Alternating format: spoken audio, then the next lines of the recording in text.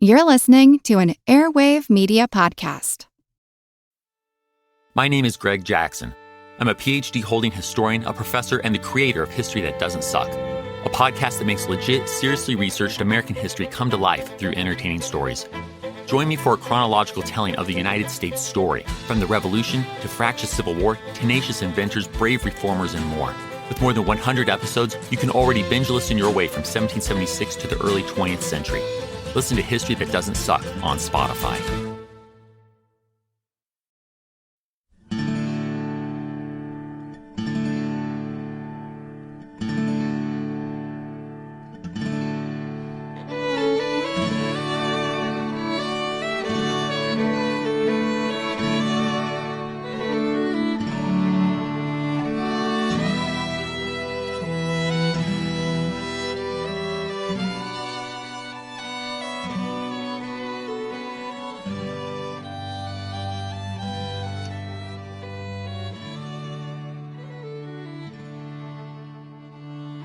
Hey everyone, thanks for tuning in to episode 342 of our Civil War podcast.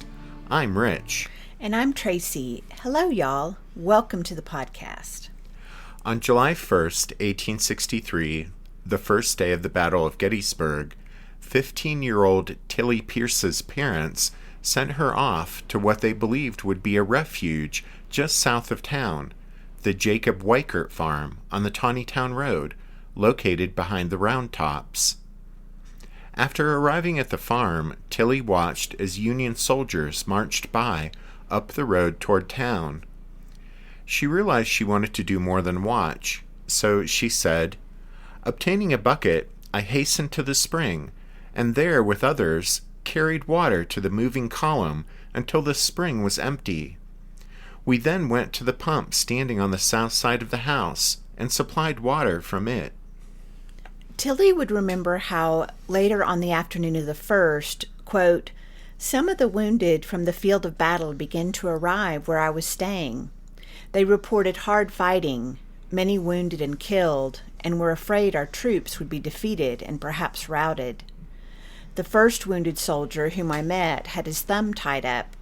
This I thought was dreadful, and told him so. 'Oh,' said he, 'this is nothing.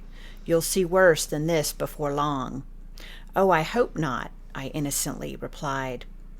Soon 2 officers carrying their arms and slings made their appearance, and I more fully began to realize that something terrible had taken place.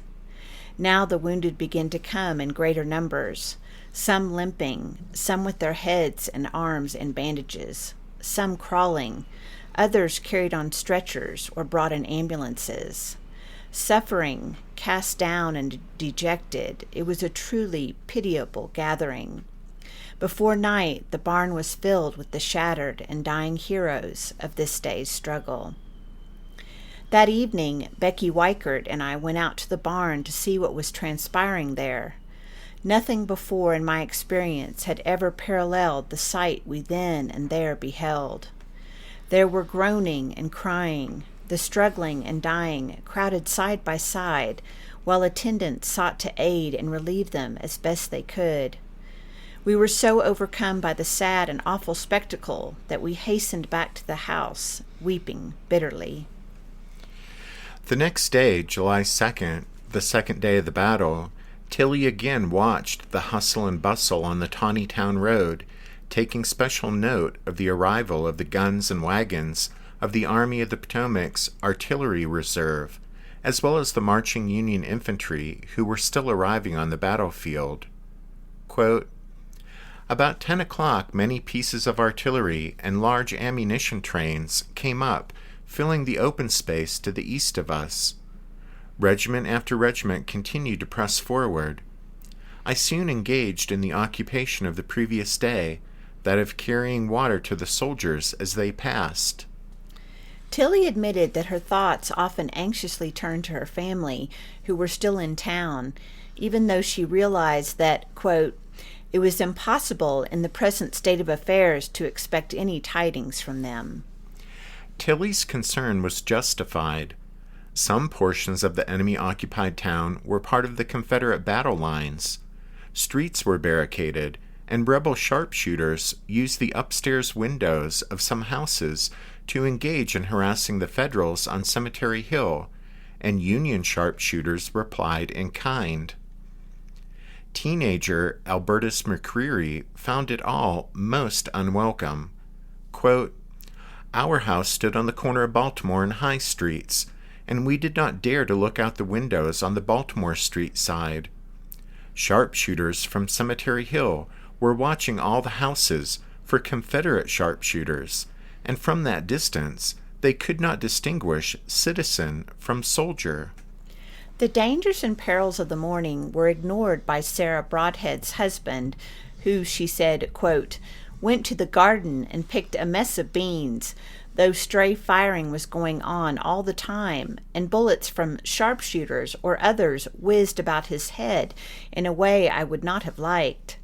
However, he persevered until he picked them all, for he declared the rebels should not have won." For others in town, there was a new activity to observe, the building of barricades. Henry Jacobs watched rebel soldiers tear down a stone wall opposite his home to get material for a barrier they spread across the street. He wrote that, quote, "It lay there, a spectacle of ruin and promise of destruction, all day." Near Charlie McCurdy's house, the Confederates used wagons, boxes, and barrels to create a defensive choke point in the street that was soon being put to a use its builders hadn't anticipated.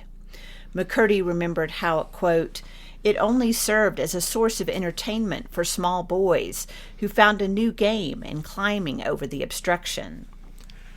Meanwhile, that second morning of the battle, 43-year-old Harriet Blaley, on her farm northwest of Gettysburg, heard that many wounded Union soldiers still lay unattended on the fields where the fighting was heaviest the day before, there north and west of town, and she decided to do something about it. She later said, quote, "I packed a market basket full of bread and butter and wine, old linen and bandages and pins, and mounting a family horse that had been blind for several years, with my niece behind me, I started towards the town and the scene of the first day's battle." When nearing the field of battle, as far as I could see, there were men, living and dead, and horses, and guns, and cannon, and confusion everywhere. Getting down into the valley, I found our wounded lying in the broiling sun, where they had lain for 24 hours with no food and no water. A zigzag fence was standing on the side of the road, and in its angles were many who had taken shelter from the sun and to avoid being trampled on. The very worst needed a surgeon's care, but while my niece gave food to the hungry and wine to the faint, I looked after the wounds. I would cut open a trouser leg or coat sleeve until I found the wound, and then put on a fresh bandage. One of the first I touched was a poor fellow badly hurt in the back. I cut open his coat from the waist up and found that the cloth that he had put on the wound had become so dry with clotted blood that I could not loosen it, and had no water. A wounded comrade lying near said, "Madam, there's a little tea in my canteen that I have been saving. Maybe you can loosen it with that."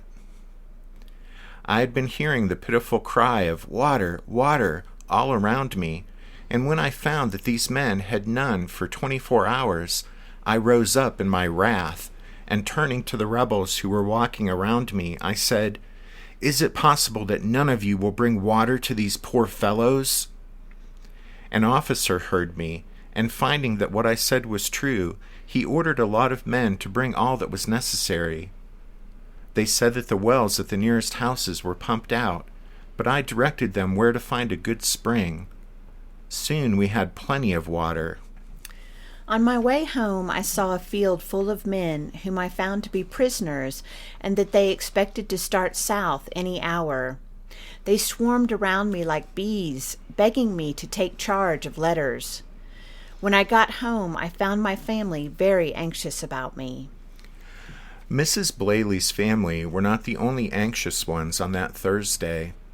All of the civilians living in and around Gettysburg were holding their breath, waiting for the battle to resume. In her diary, Jane Smith recorded, quote, "Comparative quiet along both lines this morning. The day wears on, still only skirmishing."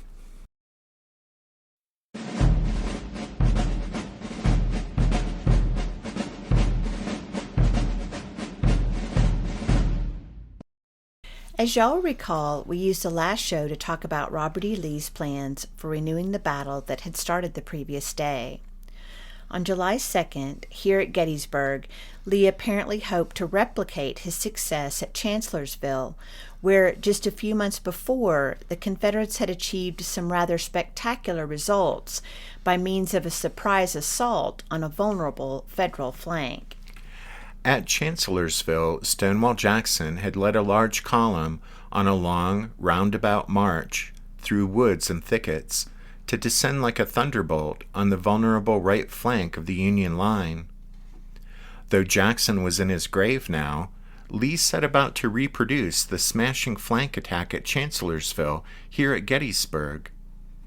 The plan that Lee settled upon called for Ewell's Corps to the north to make a diversion against Culp's Hill and Cemetery Hill, with the option to convert it to a real attack should the opportunity arise, while Longstreet would deliver the decisive blow after completing a march around to the southern end of the battlefield that would place his troops on the seemingly vulnerable Union left flank. Lee determined the location of that flank by consulting with Captain Samuel R. Johnston of his staff, who had scouted out the terrain on the Union left in an early morning ride. From the Federal position on Cemetery Hill, two lower ridges ran south and southwest.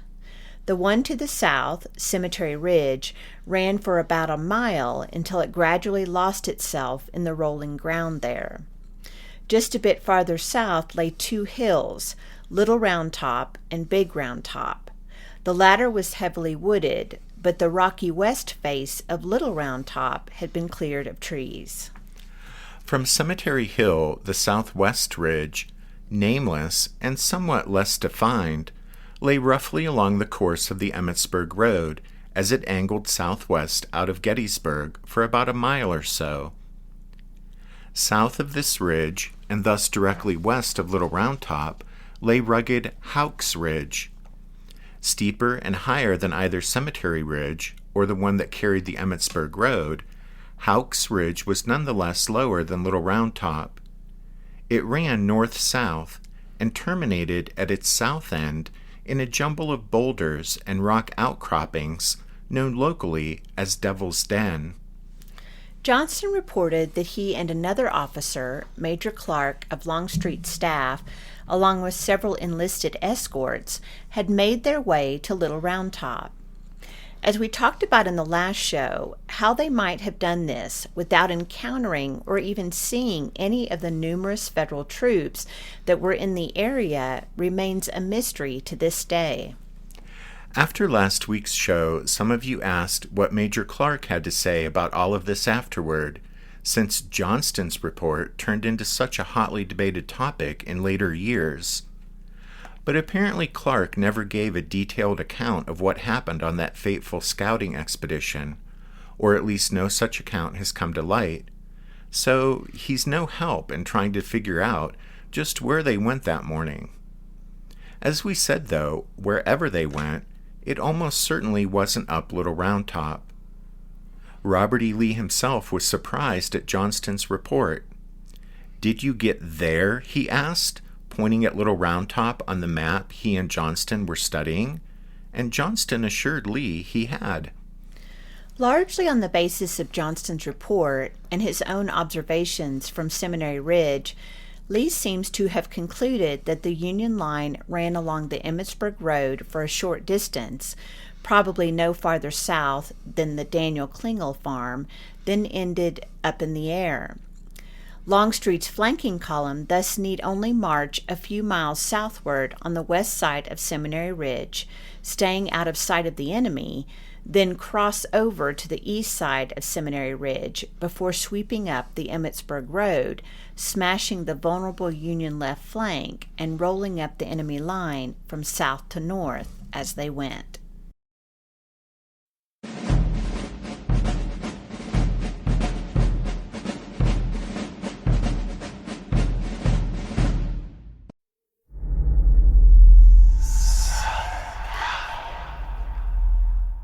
Hey y'all, spooky season is here, and if you're looking for a show to whet your appetite for a little haunted history, then I'd like to invite you to check out Southern Gothic, a chart-topping history podcast that explores some of the most infamous legends, folklore, ghost stories, and hauntings of the American South.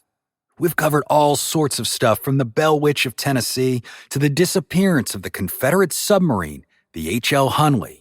Not to mention our deep dives into the local lore of some of America's oldest and most haunted cities, like New Orleans, Charleston, and St. Augustine. So, if you're ready for a little good old-fashioned Halloween storytelling with a commitment to quality historical research, then be sure to check out Southern Gothic today. It's available now on all your favorite podcast apps. In all human history, there are few stories like that of ancient Egypt. On the banks of the Nile, these people created one of the most enduring and significant cultures. Their tale comes to life in the History of Egypt podcast. Every week, we explore the tales of this amazing culture, from the legendary days of creation and the gods, all the way to Cleopatra, and everything in between. The History of Egypt podcast is written and produced by a trained Egyptologist. We go much deeper than your average documentary or magazine article to uncover tales of life, great endeavors, and the amazing arc of a mighty kingdom. The History of Egypt podcast is available on all podcasting platforms, apps, and websites. Come, visit ancient Egypt and experience a legendary culture.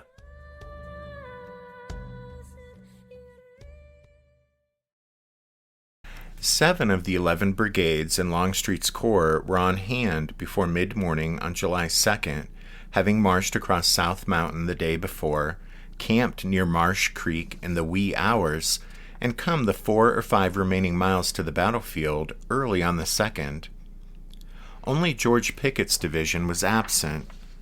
Pickett's men, 3 brigades of Virginians, were marching from Chambersburg and couldn't possibly be available for fighting on July 2nd. Longstreet didn't like the idea of going into battle without Pickett. It was, he famously told another of his division commanders, John B. Hood, like going into battle, quote, with one boot off. But Robert E. Lee wasn't going to be put off by Longstreet's reluctance to fight without Pickett being present. Instead, Lee placed at Longstreet's disposal Major General Richard Anderson's division of A.P. Hill's Corps. Anderson's troops were the only one of Hill's divisions to not see combat on July 1st. Besides that, Anderson and his men were familiar with Longstreet, to whose corps they had belonged up until the recent reorganization of the Army of Northern Virginia. Anderson's 5 brigades would bring the strength of Longstreet's attack on the Union left up to 12 brigades, one more than the pre-battle full strength total of his corps. The 12th Brigade, however, hadn't arrived yet by the time Robert E. Lee had settled on his plan of attack. This was Evander Law's brigade of Hood's division, which was pressing toward Gettysburg by a remarkable 24-mile forced march that had started shortly after 2 a.m. Private W.C. Ward of the 4th Alabama remembered it as, quote, the most fatiguing march of the war, end quote. Indeed, the rising sun on the morning of July 2nd illumined the Alabamans tramping over South Mountain and heading down toward Cashtown. The brigade wouldn't reach Gettysburg until shortly before noon, but Longstreet wanted to wait to get things started until Law's men arrived on the scene. Although there seems little good reason for doing so, Robert E. Lee agreed to Longstreet's request to delay the start of his flanking march until Law's Alabamans arrived. By Longstreet's account, quote, General Lee assented.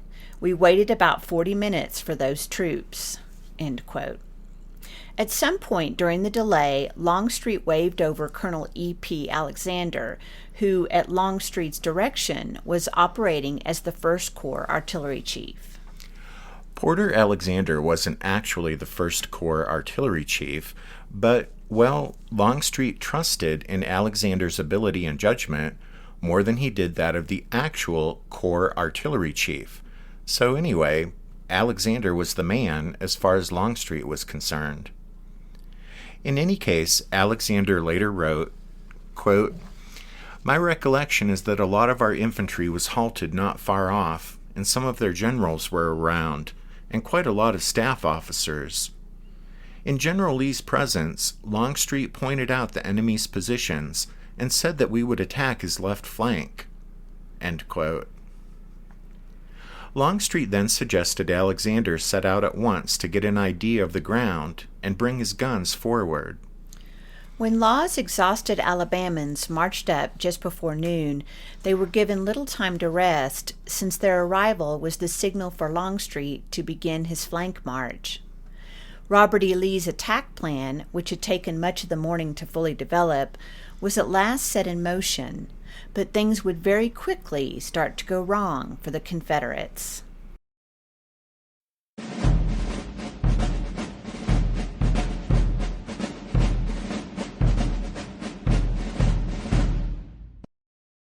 When Longstreet's flank march started off, Hood's troops followed McLaws' men, while Alexander's guns preceded the infantry columns. Just as it was with Stonewall Jackson at Chancellorsville, the element of surprise was a critical component in Lee's plan for Longstreet's attack on the Union flank here at Gettysburg. If Longstreet's assault was to have the desired shock effect once it kicked off, it was essential that the rebels not be spotted moving into position. Not long after starting out, Alexander came to an open rise of ground, and he realized that if his guns continued up and over this exposed spot, they would be in full view of the observant Federal signalmen over across the way on Little Round Top. However, the capable colonel had little problem picking a nearby route that would bypass the open patch of ground.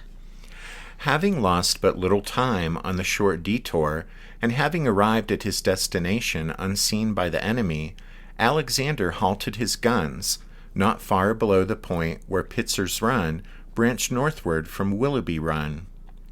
After seeing to the parking of his batteries, he retraced his route until he found the rebel infantry, McLaws' men leading, immobilized just short of the exposed clearing.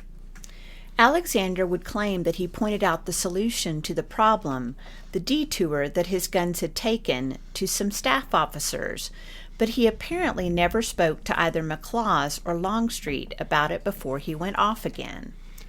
When Lafayette McLaws came up and discovered why his column had ground to a halt, he reportedly flew into a rage.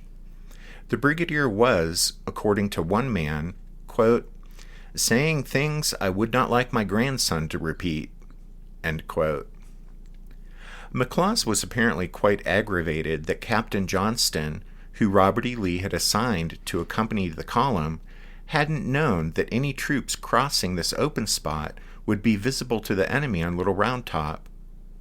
But Johnston himself seemed to think that Lee had attached him to the column in a solely advisory capacity, and that it wasn't his duty to actually guide the troops' march to their destination. At any rate, Johnston was as surprised as anyone when McLaws' column ground to a halt before the clearing. When Longstreet came up to find out what had caused the stoppage, he found McLaws and Johnston and asked, "What is the matter?" An intensely irritated McLaws replied, "Ride with me, and I will show you that we can't go on this route, according to instructions, without being seen by the enemy." When the two generals rode forward, Longstreet saw plainly that any troops crossing the rise would be in full view of the enemy observation post on Little Round Top, from which signal flags could be seen waving. Old Pete said, "Why, this won't do. Is there no way to avoid it?"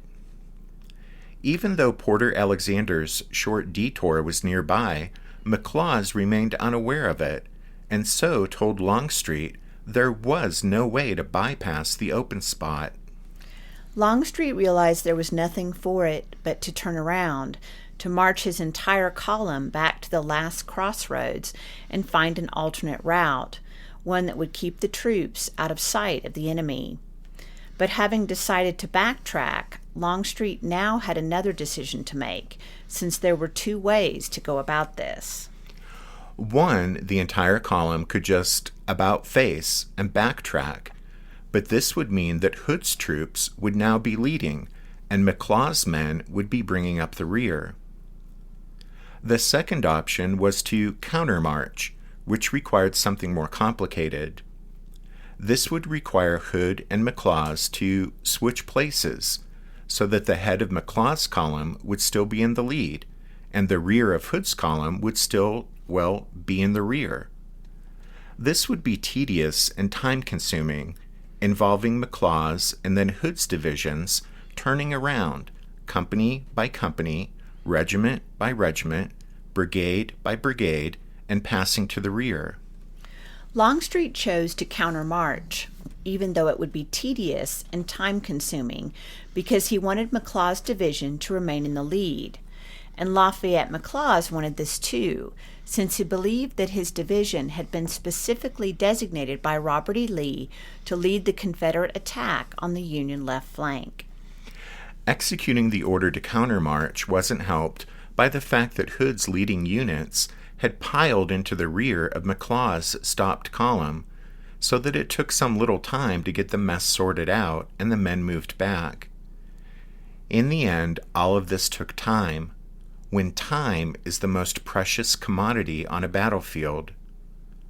Looking back on this countermarch on the afternoon of July 2nd, Porter Alexander, with the benefit of 20/20 hindsight, would later note, quote, "There is no telling the value of the hours which were lost."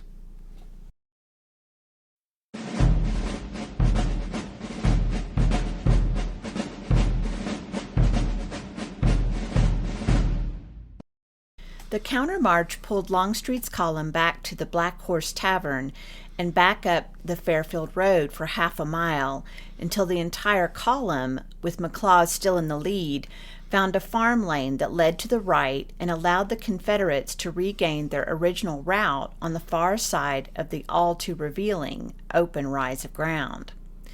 2 miles farther on, they passed a schoolhouse and turned eastward on the Millerstown Road until they reached the western slope of Seminary Ridge, a little more than 600 yards from the Emmitsburg Road.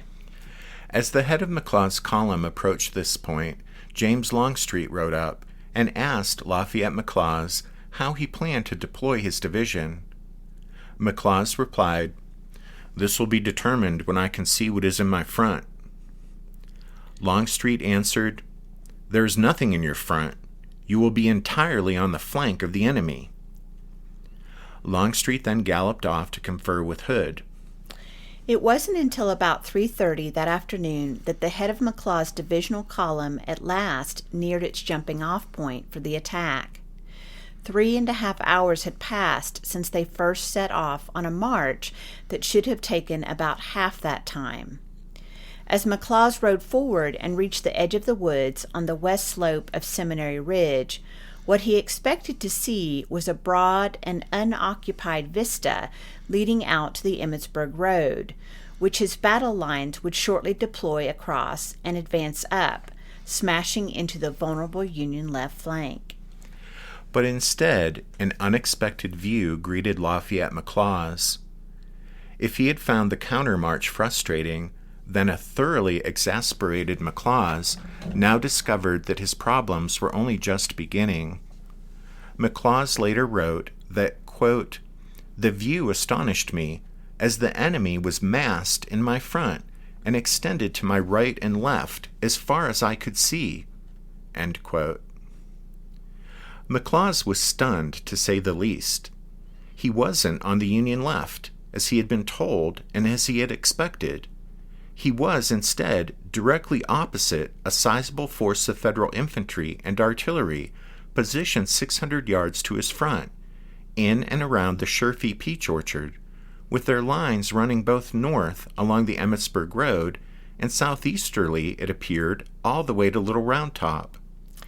That meant the enemy wasn't holding the position Robert E. Lee had envisioned when he planned his attack. And now it was readily apparent to McLaws that Lee's plan was based entirely on a false understanding of the Federal position. The large Federal force deployed along the Emmitsburg Road was Dan Sickles' Third Corps, and although it probably wouldn't have been much consolation to Lafayette McLaws even had he known it, but as we'll see next time, the Third Corps' presence there was almost as unpleasant a surprise to George Meade as it was to McLaws.